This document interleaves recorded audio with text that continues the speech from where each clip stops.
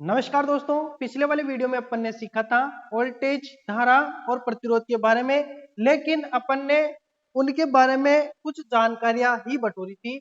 आज अपन जो चर्चा करेंगे इलेक्ट्रिक करंट पर। इसमें इलेक्ट्रिक जो करंट है इसका पूरा डिटेल से अपन पढ़ेंगे ताकि अपना एक भी क्वेश्चन छूट न पाए, क्योंकि सारा का सारा जितना भी साइंस से क्वेश्चन आता है इलेक्ट्रिक धारा से संबंधित सारा का सारा क्वेश्चन इस वीडियो में आपका कंप्लीट हो जाएगा। तो अंतिम तक जरूर देखिएगा, बहुत ज्यादा फायदा होगा।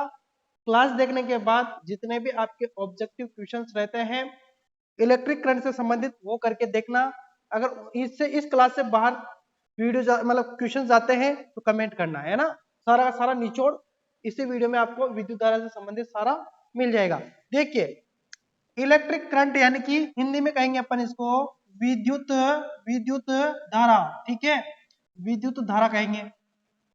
विद्युत धारा धारा होती क्या है वो तो मैंने आपको पहले ही बता दिया। अब देखिए, इसकी इकाई जो होती है ना, इकाई इकाई इकाई क्या होती है, यूनिट क्या होता है, मात्रक क्या होता है, और एसआई इकाई क्या होती है।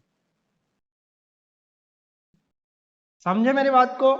इकाई क्या होती है, अगर विद्युत धारा की इकाई पूछ ले, यूनिट पूछ ले, मात्रक पूछ ले, एसआई इकाई पूछ ले, ये सारा का सारा जितना भी मैंने लिखा है ना सारा का सारा एक ही चीज है। क्वेश्चन 4 बन जाएंगे यहां से, लेकिन चीज एक ही है, इसमें अलग अलग नहीं है। धारा की इकाई भी क्या होगी, एम्पियर होगा, यूनिट भी क्या होगा, एम्पियर होगा, मात्रक भी क्या होगा, एम्पियर होगा, एसआई इकाई भी क्या होगी, एम्पियर होगी। ठीक है, एम्पियर को कैसे लिखते हैं अपन, ऐसे लिखते हैं, ये मैंने पिछली वाली क्लास में बता दिया था। धारा को कैसे लिखते हैं अपन, आई से लिखते हैं, ये भी मैंने पिछली वाली क्लास में बता दिया था। बात यह है कि विद्युत धारा को मापते किससे है, विद्युत धारा को जो मापते हैं वो भी मैंने पहले वाली क्लास में बता दिया था कि मापते किससे है। यहाँ लिख दूं मैं कि मापते किससे है, मापते किससे है, तो मापते हैं अपन एमीटर से। देखना चाहते हो एमीटर, एमीटर कैसा होता है, ये ऐसा एमीटर होता है जिसके ऊपर लिखा होता है ए, दिख रहा होगा आपको, है ना, यहाँ पर ए लिखा हुआ है, ये क्या है, एमीटर है। और एमीटर को किस क्रम में लगाया जाता है, परिपथ में। भाई मापेंगे तो सही एमीटर से, लेकिन परिपथ में किस क्रम से, ये क्वेश्चन पूछे जाते हैं सारे के सारे, है ना, कि विद्युत धारा को किस में मापते हैं, एमीटर से। एमीटर को किस क्रम में लगाया जाता है, तो किस क्रम में लगाया जाता है, परिपथ के श्रेणी क्रम में, परिपथ में श्रेणी क्रम में। ठीक है, ठीक है। तो देखिए, एमीटर को किस क्रम में लगाएंगे, श्रेणी क्रम में, परिपथ के श्रेणी क्रम में। श्रेणी क्रम क्या होता है वो तो मैंने आपको पहले भी बता रखा है, फिर बता दूं। मान लीजिए ये अपना क्या है, लैंप है ना, और ये लैंप किसी बैटरी से जुड़ा हुआ है या किसी परिपथ से जुड़ा है, किसी से भी जुड़ा हो जो कि वोल्टेज दे। तो यहाँ पर ये, तो इसका अपन को मापना है एम्पियर, तो एम्पियर मापना है तो यहाँ से अपन धारा मापनी है तो अपन यहाँ पर क्या लगा देंगे, श्रेणी क्रम में एमीटर लगा देंगे। तो इस तरीके से सिस्टम बन जाएगा। समझ में आया यहाँ तक? ठीक है, तो मैं इसको मिटा देता हूँ। ये तो नॉर्मल सी बेसिक सी जानकारी थी जो मैंने आपको बता दिया। यहाँ से भी आपके 10-15 क्वेश्चन बनते हैं, याद रखना। ठीक है, अब ये इकाई वाला सिस्टम हो गया। अब मैं आपको बता दूं कि धारा आखिर बनती कैसे है, धारा होती क्या है। देखिए, धारा तब बनती है जब इलेक्ट्रॉन गति करते हैं। क्या गति करते हैं, इलेक्ट्रॉन गति करते हैं। हर चीज में इलेक्ट्रॉन होता है, जैसे कि कॉपर है तो उसमें भी इलेक्ट्रॉन होगा। लेकिन अगर स्थिर इलेक्ट्रॉन हो, अगर यही इलेक्ट्रॉन क्या हो, स्थिर हो तो क्या कहलाएंगे, आवेश कहलाएंगे। क्या कहलाएंगे, आवेश कहलाएंगे। यानी कि इलेक्ट्रॉन अगर स्थिर हो तो आवेश कहलाते हैं, और गति करते हैं तो क्या कहलाएंगे, धारा कहलाएंगे। क्या कहलाएंगे, धारा कहलाएंगे। क्या कहलाएंगे, करंट कहलाएंगे। ठीक है, ठीक है साहब, यहां तक तो समझ में आया। हाँ देखिए, इलेक्ट्रॉन अगर गति करते हैं तो धारा कहलाएंगे, इलेक्ट्रॉन अगर स्थिर रहते हैं तो आवेश कहलाएंगे। आवेश को कैसे लिखते हैं, क्यू से। आवेश पर चर्चा अगले वाले वीडियो में करेंगे, अभी अपना धारा का सिस्टम चल रहा है तो इसी को चलने दें। ठीक है, तो यहां से अपन आगे बढ़ते हैं। देखिए, अब बात करें कि इलेक्ट्रॉन गति करते हैं तब धारा बनती है। तो बात यह है कि 1 एम्पियर, जैसे कि अपन धारा को किसमें मापते हैं, एम्पियर में मापते हैं ना, तो 1 एम्पियर में कितने इलेक्ट्रॉन होते हैं, तो 6.25 × 10⁻18 6.25 इंटू 10 की पावर 18 इलेक्ट्रॉन। ठीक है, ये ध्यान रखना, इलेक्ट्रॉन होते हैं ये इतने, 1 एम्पियर में 6.25 इंटू 10 की पावर 18 इतना सारा इलेक्ट्रॉन गति करता है, तब 1 एम्पियर बनता है। समझ में आ रहा है? इतने इलेक्ट्रॉन गति करते हैं तब क्या बनता है?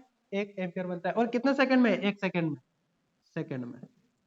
ठीक है, 1 सेकंड में, इलेक्ट्रॉन पर सेकंड, इलेक्ट्रॉन पर सेकंड। ठीक है, यहां तक कोई दिक्कत नहीं है जी। अब देखिए, अब बात यह है, एक क्वेश्चन में आपसे पूछूं कि मैंने पिछले वाले वीडियो में वोल्टेज और धारा का संबंध बताया था। बात यह है कि अपन अगर किसी व्यक्ति को विद्युत झटका लगाना हो, किसी भी व्यक्ति को, है ना, तो वोल्टेज ज्यादा, मान लीजिए ये कोई व्यक्ति है ना, थोड़ा सा ऐसा ही बन गया है, चलो ठीक है, कोई दिक्कत नहीं, ऐसे ही मान लीजिए आप। अगर इसको कोई करंट लगाना हो, है ना, तो वोल्टेज को बढ़ाएंगे तब ज्यादा करंट लगेगा या धारा को बढ़ाएंगे तब ज्यादा करंट लगेगा? बात मेरी आप यहाँ पर समझना कि वोल्टेज बढ़ाएंगे तब इसको ज्यादा शॉर्ट लगेगा या धारा बढ़ाएंगे तब ज्यादा शॉर्ट लगेगा। भाई यहाँ पर 1 एम्पियर है, तो इसको मैं ज्यादा बढ़ाऊंगा तो करंट ज्यादा लगेगा या कम करूंगा तो करंट ज्यादा लगेगा, या वोल्टेज ज्यादा बढ़ाऊंगा तो करंट ज्यादा लगेगा या वोल्टेज को कम करूंगा तब ज्यादा करंट लगेगा? तो मैं आपको बता दूं, ध्यान रखना, धारा हमेशा कम रहेगी, धारा कम रहेगी, और वोल्टेज क्या रहेगा? वोल्टेज क्या रहेगा? अधिक रहेगा। अधिक रहेगा तब क्या होगा? तब क्या होगा? करंट बहुत खतरनाक तरीके से लगेगा। यहाँ पर यह डाउट रहता है बच्चों के बहुत सारों के, सभी यही कहेंगे कि एम्पियर बढ़ेगा तभी तो करंट ज्यादा लगेगा। ना जी, ये जरूर, ये गलती मत करना, क्वेश्चन आता है यहाँ से। देखिए 1 एम्पियर तक तो कुछ भी नहीं होगा इंसान को, लेकिन 5 मिली एम्पियर तक महसूस होता है, 20 मिली एम्पियर तक दर्दनाक झटका लगता है। ये क्वेश्चन भी पूछा जाता है, दर्दनाक झटका कब लगता है? मौत भी हो सकती है 20 मिली एम्पियर। अब ये जो मिली एम्पियर है ना, ये 1 से छोटा है, ये ध्यान रखना, इससे छोटा है। कैसे छोटा है? अगर इस मिली को हटा दूं तो बटा नीचे क्या लग जाएगा? 1000 लग जाएगा। इस मिली को हटा दूं तो क्या लग जाएगा? बटा 1000 लग जाएगा। तो ये तो छोटा होता जा रहा है ना भाई, 1000 से भाग लग रहा है तो ये क्या होता जा रहा है? छोटा होता जा रहा है। तो ध्यान रखना हमेशा, ये गलती भी मत कर देना कि आप एम्पियर मिल जाए सबसे ज्यादा तो एम्पियर लगा के जाओ, ये गलती भी मत करना। ठीक है, यहाँ तक अपना कंप्लीट मामला। अब मैं आपको बता दूं, ये तो हो गया इलेक्ट्रॉन का सिस्टम, इतने इलेक्ट्रॉन गति करते हैं। और एक बात यह है कि धारा परिपथ में किससे किसकी ओर गति करती है। मान लो कि जैसे कि ये एक लैंप है, यहाँ पर ये बैटरी है, प्लस माइनस प्लस माइनस। ठीक है, यहाँ तक कोई दिक्कत नहीं गुरुजी। आगे देखिए, यहाँ प्लस है, यहाँ पर माइनस है, ये लैंप है। अब मैं बात करूं कि धारा किससे किसकी ओर बहती है, किससे किसकी ओर बहती है धारा। धारा पर बात करें कि धारा किससे किसकी ओर बहती है, तो धारा जी गुरुजी यहाँ से प्लस से माइनस की ओर बहती है। बिल्कुल ठीक है, सभी को पता है, धारा धारा प्लस से माइनस की ओर बहती है, बहती है, ये सबको पता है। लेकिन लेकिन इलेक्ट्रॉन किस ओर गति करता है, ये बताओ मेरे को। इलेक्ट्रॉन, इलेक्ट्रॉन गति करता है, इलेक्ट्रॉन किससे किसकी ओर गति करता है, ये बताइए। भाई धारा तो प्लस से माइनस की ओर गति करती है, ये सबको पता है, लेकिन इलेक्ट्रॉन किससे किसकी ओर गति करता है, तो ध्यान रखना, इलेक्ट्रॉन ऋणात्मक होता है। इलेक्ट्रॉन क्या होता है? ऋणात्मक। इलेक्ट्रॉन क्या होता है? ऋणात्मक होता है। ये भी क्वेश्चन पूछा जाता है, ऑब्जेक्ट ऑप्शन में दे देता है। इलेक्ट्रॉन क्या है? धनात्मक, ऋणात्मक, आवेश, निरावेशित, क्या है? तो क्या है? ऋणात्मक। ऋणात्मक चार्ज होता है। क्या होता है? ऋणात्मक चार्ज होता है। तो यह गति हमेशा ऋणात्मक की ओर से करेगा, तो माइनस से प्लस की ओर। तो ये देखिए, ये जो है ये किसके लिए है? इलेक्ट्रॉन के लिए, इलेक्ट्रॉन के लिए। और ये किसके लिए? धारा के लिए। धारा तो प्लस से माइनस की ओर और इलेक्ट्रॉन माइनस से प्लस की ओर। ठीक है, ठीक है, तो यहां लिख देता हूं मैं, माइनस से प्लस की ओर। ठीक है साहब, ये डाउट भी अपना क्लियर। डाउट क्लियर करना बहुत जरूरी है, कंफ्यूजन रहता है और गलत क्वेश्चन हो जाता है और माइनस मार्किंग लग जाती है। ठीक है साहब, यहां तक कंप्लीट। अब आप टाइप पर आ जाते हैं अपन कि धारा कितने प्रकार की होती है। तो धारा सबने पढ़ रखा है, धारा कितने प्रकार की होती है? 2 प्रकार की होती है। कौन कौन सी होती है? एक तो होती है एसी और एक होती है डीसी, सबको पता है। ये भी पता है कि एसी को इंग्लिश में क्या कहते हैं? Alternating current. ठीक है साहब, ये भी सबको पता है। करंट, इसको क्या कहते हैं? डायरेक्ट करंट, डायरेक्ट करंट, ये भी सबको पता है। ठीक है साहब, यहां तक कोई दिक्कत नहीं। इसको हिंदी में क्या कहते हैं? तो प्रत्यावर्ती धारा, प्रत्यावर्ती धारा। ठीक है साहब, ये भी सबको पता है। इसको क्या कहते हैं? दिष्ट धारा, दिष्ट धारा, जल्दी जल्दी लिख रहा हूँ, थोड़ा सा टेढ़ा मेढ़ा लिख रहा हूँ, कोई दिक्कत नहीं, समझना आपको जरूरी है। आप नोट्स बनाओ तो बना लेना अपने हिसाब से, ठीक है साहब। ये अब मैं आपसे पूछूं कि एसी की खोज किसने की, डीसी की खोज किसने की, अब बताइए आप। चक्कर बढ़िया ना। अब देखिए मैं बताता हूं आपको, एसी की खोज की है टेस्ला ने, टेस्ला, टेस्ला ने क्या की है, एसी की खोज। डीसी की खोज किसने की है, एडरसन, एडरसन ने की है डीसी की खोज, ठीक है। ढंग से लिख देता हूं, चलो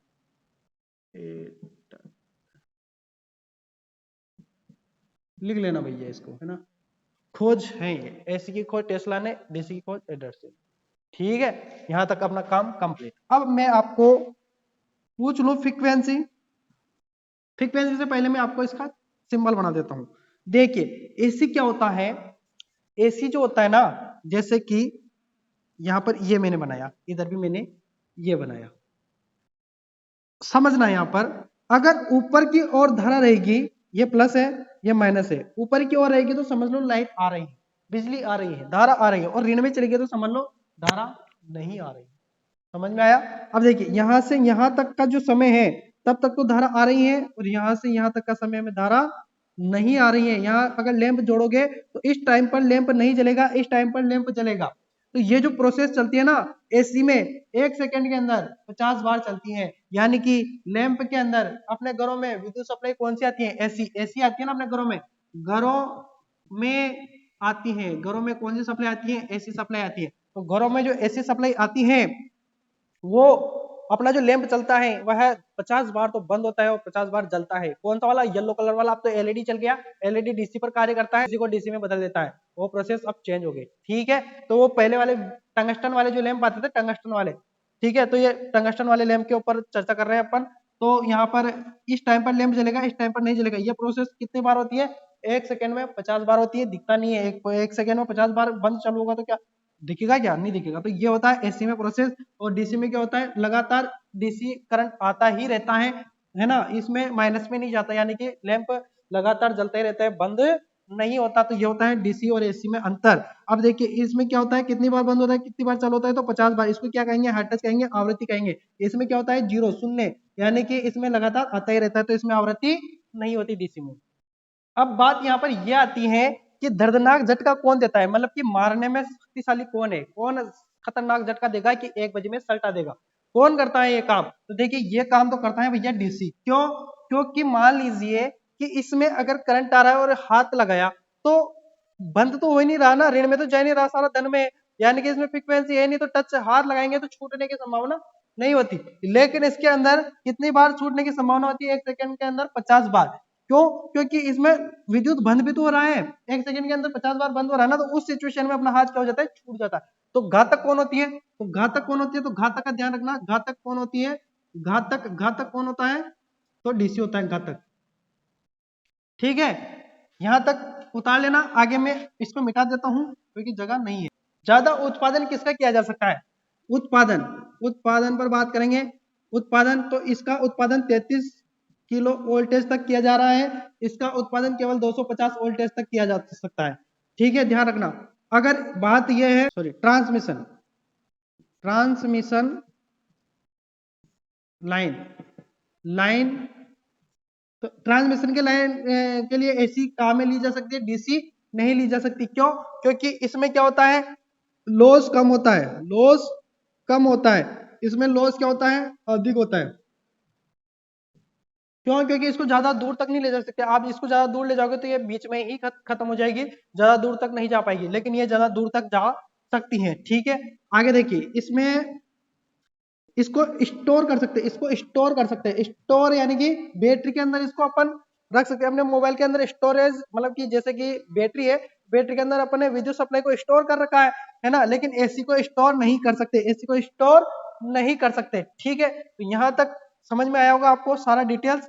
अब आगे अपन, अब अपन चर्चा करते हैं प्रभाव की, यानी कि विद्युत धारा को अगर किसी भी चीज के अंदर अपन फ्लो करते हैं, भेजते हैं, तो प्रभाव क्या पड़ता है, अगर बैटरी के अंदर डालेंगे तो क्या प्रभाव पड़ेगा, कुंडली जो कि वाइंडिंग होती है उसके अंदर डालेंगे तो क्या प्रभाव पड़ेगा, प्रतिरोध के अंदर भेजेंगे तो क्या प्रभाव पड़ेगा, लैंप के अंदर डालेंगे तो क्या होगा। देखिए यहाँ पर बैटरी जो होती है ना, तो बैटरी के अंदर अगर विद्युत धारा देते हैं अपन, तो ये क्या करती है, रासायनिक रासायनिक प्रभाव पर कार्य करती है, रासायनिक प्रभाव पर कार्य करती है। कुंडली के अंदर डालेंगे तो चुंबकीय चुंबकीय प्रभाव पर कार्य करेगी, चुंबकीय प्रभाव पर कार्य करेगी। प्रतिरोध के अंदर डालेंगे तो उष्मीय प्रभाव पर कार्य करेंगे, उष्मीय प्रभाव पर कार्य करेगी। और अगर लैंप के अंदर डालेंगे तो प्रकाशीय प्रभाव पर कार्य करेगी। क्यों, क्योंकि लैंप में अगर विद्युत धारा देते हैं तो प्रकाश उत्पन्न होता है, प्रतिरोध के अंदर देते हैं तो ऊष्मा उत्पन्न होती है ना, जो कि नाइक्रोम के लिए काम में लिया जाता है। इसमें टंगस्टन लिया जाता है धातु, इसमें टंगस्टन धातु, इसमें नाइक्रोम, इसमें तांबे का तार लेते हैं अपन कुंडली के लिए, जो चुंबकीय प्रभाव पर कार्य करते हैं, जिसको अपन पंखे में डालते हैं। और रासायनिक प्रभाव जो कि अपन बैटरी के अंदर काम में लेते हैं। तो यहाँ तक आज के लिए विद्युत धारा में बस इतना ही। जितने भी क्वेश्चन थे सारे देख के आना और कोशिश करना। अगर कुछ क्वेश्चंस के आपको इस टॉपिक से आंसर नहीं मिलते तो कमेंट कर देना, मैं आपको बताने की पूरी कोशिश करूंगा। मिलेंगे नेक्स्ट वीडियो में, तब तक के लिए धन्यवाद।